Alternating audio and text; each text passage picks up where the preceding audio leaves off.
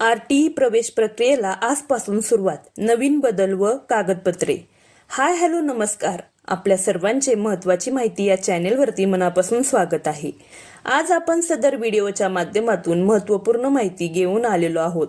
परंतु जर आपण पहिल्यांदाच या चॅनेलवरती आला असाल तर अशाच नवनवीन व महत्त्वपूर्ण माहितीसाठी आपल्या चॅनलला सबस्क्राईब करा. शिक्षण हक्क कायद्याच्या अंतर्गत म्हणजेच आरटीई खासगी शाळांमधील 25% राखीव जागांसाठी राबवण्यात येणारी ऑनलाईन प्रवेश प्रक्रिया आजपासून दिनांक 17 फेब्रुवारीपासून सुरू झालेली आहे.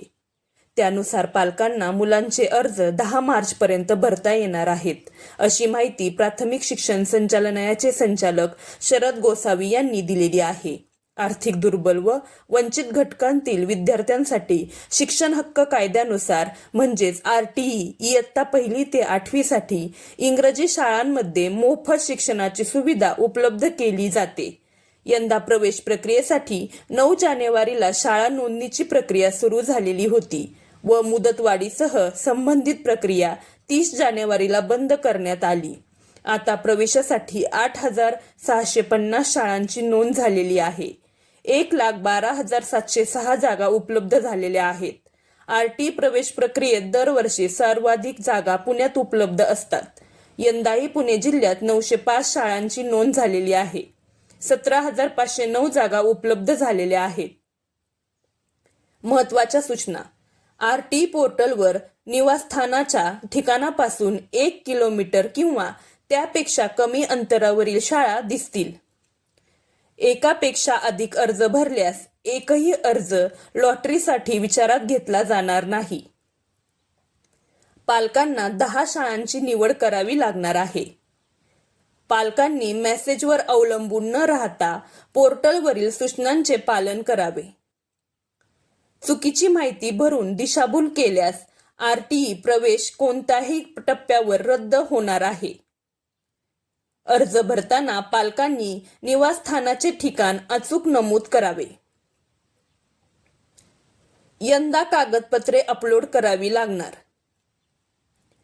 आरटीई प्रवेशासाठी अनेक पालकांकडून कागदपत्रांमध्ये अफरातफरी करण्यात आल्याचा प्रकार उघडकीस झाल्यामुळे यंदा शिक्षण विभागाने अर्ज भरतानाच कागदपत्रे अपलोड करण्याचे निर्देश दिलेले आहेत.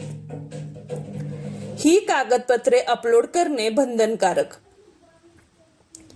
आई किंवा वडिलांचे आधार कार्ड, बालकांचे जन्म प्रमाणपत्र व वास्तव्याचा पुरावा, भाडेतत्वावर राहणाऱ्या पालकांच्या बाबतीत दुय्यम निबंधक कार्यालयाचा नोंदणीकृत भाडे करारनाम्याची प्रत गरजेची. सर्व घटकांना बंधनकारक. सामाजिक वंचित घटक पालकांचा किंवा बालकांचा जातीचा दाखला, अपंगत्वाचे प्रमाणपत्र गरजेचे. परराज्यातील जातीचे प्रमाणपत्र ग्राह्य धरले जाणार नाही. आर्थिक दुर्बल घटकातील बालकांच्या पालकांचा उत्पन्नाचा दाखला रुपये 1 लाखापेक्षा कमी उत्पन्न सन 2023-24 किंवा 2024-25 या वर्षातला उत्पन्नाचा दाखला ग्राह्य धरला जाणार आहे. चला तर मग भेटूया पुढच्या व्हिडिओमध्ये. नमस्कार.